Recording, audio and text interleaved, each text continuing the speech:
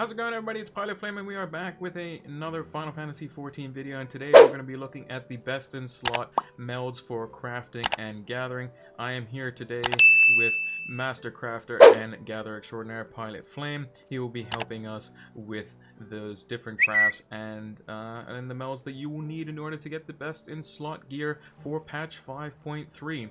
So this is the current stats that I have. I currently have on HQ Blood Base. So that's the only food you need. You don't need any other, cunning teas or anything like that with the melds that we have here. This is the expensive, very expensive version, and this is basically the gear that you're going to be using for the rest of the patch until the next expansion as well.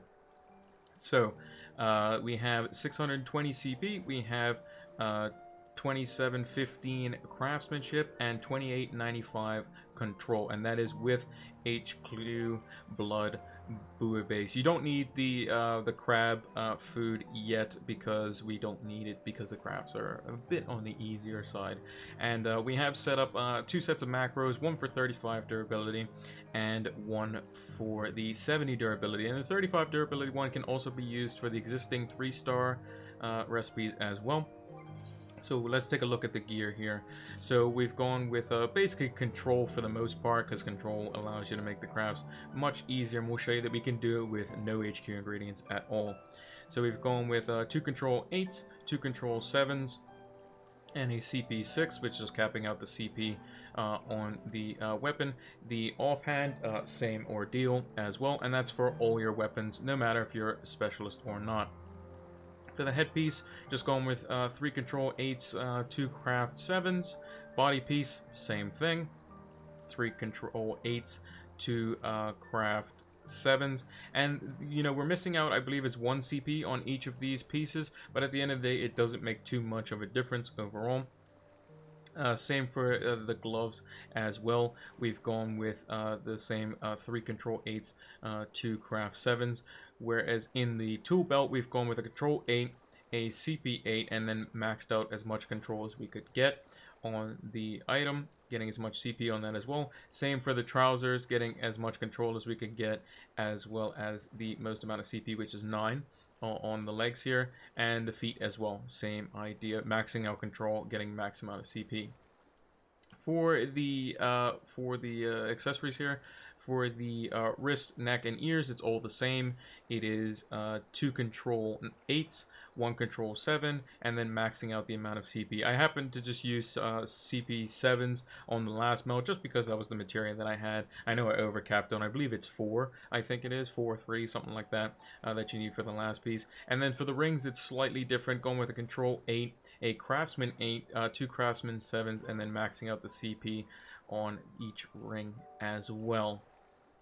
And in terms of the stats that it gets me for if I'm on a specialist, which is alchemist, you can see that we have just a little bit more breaching over 2900 control. I don't have any FC buffs on either, and I'm going to show you the different macros that we use here. So the first one we're going to do here is the grade 3 alkahest. This is from the previous patch. This is used for the current crafted battle gear, the 480 battle gear, and we're just going to do a quick little test on the macro here, because it does work for both the alkahests and all the other 3-star stuff, as well as the Death's Hands Dissolvent, the new recipe for alchemist, as well as the Armorer Brash Gold Plate. So we're just going to run the first macro here. So I've had to adjust the macro just slightly, just to make sure that I don't go over on progress. I put in a final reprisal before the delicate synthesis. You may not have to do that and make the macro one step sooner, so just be wary of that as well. I did the macro earlier, kind of testing it, and noticed that I needed it, because otherwise the delicate synthesis will finish off the craft, so we have to be very wary of that. So we're going to see him do the last one here.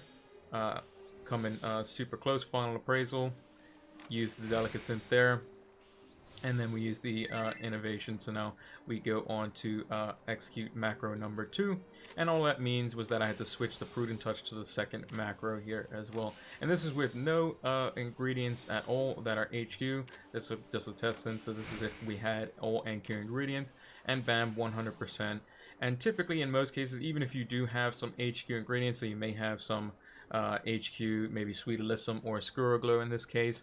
It's going to be quite easy for you to still HQ things no matter what, unless you get a pour on the Bargots, in which case you could change the macro to whereas you can make it work to whereas if you do get a pour, you can use an extra step, maybe an observe or something for an extra bit of CP there.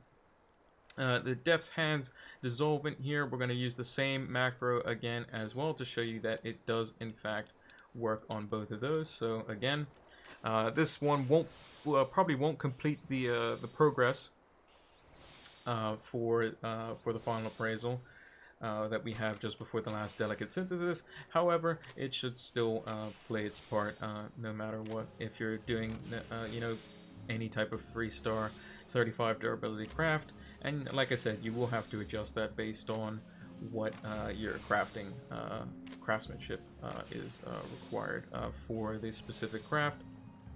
In this case, it actually might complete it here. No, it just comes up just short, but even still, it's still worth putting it in there just in case. Wasn't sure if Specialist would take it over the top. But yeah, we're just going to do these last 2 Prudent Touches here. Again, this is NQ ingredients with just HQ Bula base being used for the food. No teas required, no nothing. Yes, this is a Specialist, but we'll show you the 70 durability here in just a second. So I'm just going to swap over to Carpenter, which I know is not a Specialist, and we're just going to do a test on the fishing rod here.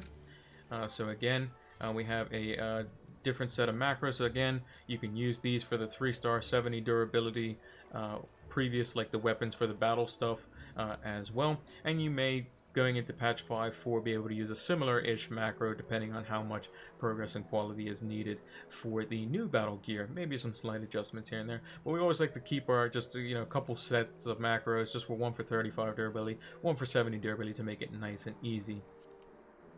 So we're going to start off here. Again, just HQ Bula base, don't need anything else. This is non-specialist for Carpenter, and you basically do Muscle Memory, Inner Quiet, Manipulation, Veneration, Waste Not 1, Groundwork, and then you do some Delicate Synthesis with some Prep Touches and Prudent Touches in the beginning of the first part of the macro, and then we do Focus Touches on the latter macro that we have here as well. I did have to put in a final appraisal for the Delicate Synth after the Groundwork, just because my craftsmanship is high enough to whereas it does overkill it basically, and you will NQ the craft, so you definitely don't want to do that. So we're going to execute macro number 2 here. So it's Prudent Touch, Innovation, and then some Observe, Focus Touch, applying Innovation and doing a Great Strides on the final Focus Touch, and then finishing it off with Fire Gods, and then a basic Synth. I'm just going to keep a note of how much CP we have left over, just in case if you wanted to alter the macro slightly. So we should be doing the Focus Touch here. We have the exact amount of CP, so if it does have a pour, then it's kind of unfortunate, but you probably can make some things work slightly differently. And if you have HQ ingredients, or even one HQ ingredient, it should be perfectly fine. We'll do the Ring of Gathering. I'm just going to put in, I only have HQ ingredients, so you're going to see how much of an overkill it actually is for this. So we start off with 10%, that's the most you can get, or thereabouts. 9 to 10% with max HQ ingredients, and we're just going to start off with the same macro here. Again, starts with Muscle Memory into Inner Quiet, into just basically getting our craftsmanship done and out of the way with, and then following it up with just some quality. But you'll see that even when we come to the Bargots, even if it is a pour, we're going to be definitely in good shape in order to finish the macro off with an HQ item no matter what. So, and these macros here, they're going to be the quickest for these types of stats, and it's going to be quite straightforward in terms of how you can quickly you can get out these items. You may want to just quick synth a bunch of them, but again, having an HQ item or two is nice just for that assurance when you are macroing stuff. So we're already at 17% here, and we're starting to go into our last touches here. 19%, and we still have 3 stacks of Inner Quiet to go here. 31% on 9 stacks. We've gotten pretty average number of goods, I would say, for the craft. 76%. We still haven't even got the last touch to come in here, which is going to be great strided, as it were. So yeah, we're going to be at 100% before we even go to use Fire Gods, which is just shows you that how powerful the new gear is and how good it can be with the stats. And there you go, HQ Ring of Gathering. No real stress there. I'll make sure to have these macros down below for crafting. As for gathering here, I'm just going to show you the miner. You don't have to necessarily fully meld your pickaxe or your tool for the main hand. The offhand, I would definitely probably do it just with perception. Not necessarily the case, but you can do the relic weapon for your gatherers, and that may prove to be a little bit more not as time consuming, as it were. But this is what I've gone with. So I've gone with basically perceptions, 8s in the top 2 slots, and then going with perception in the offhand and gathering in the main hand. You can do perception in both, that's perfectly fine too. I've just gone with just kind of balance, as it were. For the hat, going with basically maxing out as much perception as we could with a gathering 7 in the final meld. Also, we have perception in the body as well as a little bit of gathering there as well. So perception 8 times 2, gathering 8 times 1, and then 2 gatherings. Going with a similar strat here for the gloves, maxing out the amount of perception that we can get, and then adding gathering to it where we can. For the belt, we've gone with a little bit of GP. Now again, you can use different materia based on what you have as a requirement for the material that you maybe have stocked up. I've just gone with ones that I've had, and this is where we've gone overcap slightly. Just make sure to check the requirements for the caps, and I'll have the Ariella link for both crafting and gathering below, so that you can make sure that you're not just going slightly under when you go to do these pentamelds, because it can be quite expensive. Here for the legs, we've capped out pretty much everything. Gathering, perception, and GP. Not really too much going on there overall. We used the grasp 2. Again, if you have a grasp 1, which I didn't, you'll be overcapping by 1. But again, GP plus 1, they were quite expensive on primal, which is this is where this character is on. Perception again. Perception is quite important for pick clean, which is the rotation that you're going to be using when you just go to gather items, because we don't need HQ. You just pick clean, you King's Yield, and then use Bountiful Yield 2 once when you have the chance to do so. And then, like I said, the feet as well, capping out the GP there. The rings and the wrist and the neck, all the same. 1 perception 8, 1 gathering 8, and then maxing out gathering perception and getting the most GP you can. And the rings are also the same as well. So we end up with 816 GP without food. If you're going to do some types of nodes, it's probably better to have 850, I would say, especially if you're doing ephemeral. You will have more than enough gathering, but it is just nice just to have a little bit extra GP. And you can use just the coffee biscuit here. You can craft some HQ ones. I'm just trying to think if I have any other foods here as well. I think I just used the coffee biscuit, but basically even pepper potatoes is probably fine as well, getting you that extra bit of GP to make sure you have a nice roundish number in 850 as well.